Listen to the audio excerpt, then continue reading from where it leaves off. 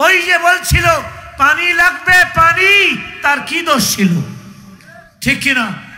আমি যতবার দেখেছি মুগ্ধকে আমার চোখে পানি চলে এসেছে। আমি যতবার দেখেছি রংপুরের আবু সাঈদকে আমার চোখে পানি এসেছে। নিরস্ত্র পাখির মতো আমার ছাত্র ভাইদেরকে, আমার কলেজার টুকরাদেরকে পাখির মতো হত্যা শহীদ করা হয়েছে। প্রশ্ন জাগে, ওই যে বলছিল পানি লাগবে পানি, তার কি দোষ ছিল?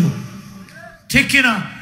আমি যতবার দেখেছি মুগ্ধকে আমার চোখে পানি চলে এসেছে।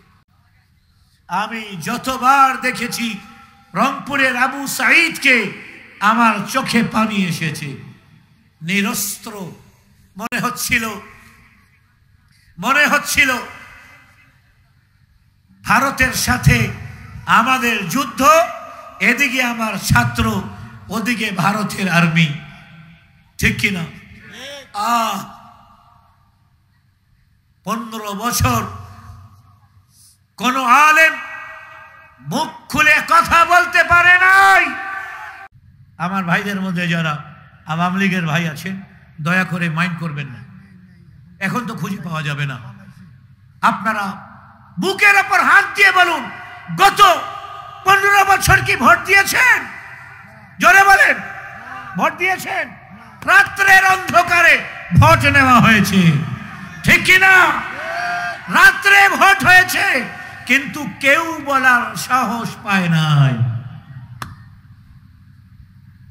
এটা ছিল ডেমোক্রেসি। কথা বুঝে আসছে? যাওয়ার পরে কেউ কেউ বলবে যে হুজুর এই কথা কেন বললো? বলবো, আগামীতে আমরা সাবধান হয়ে যাব। ঠিক কিনা?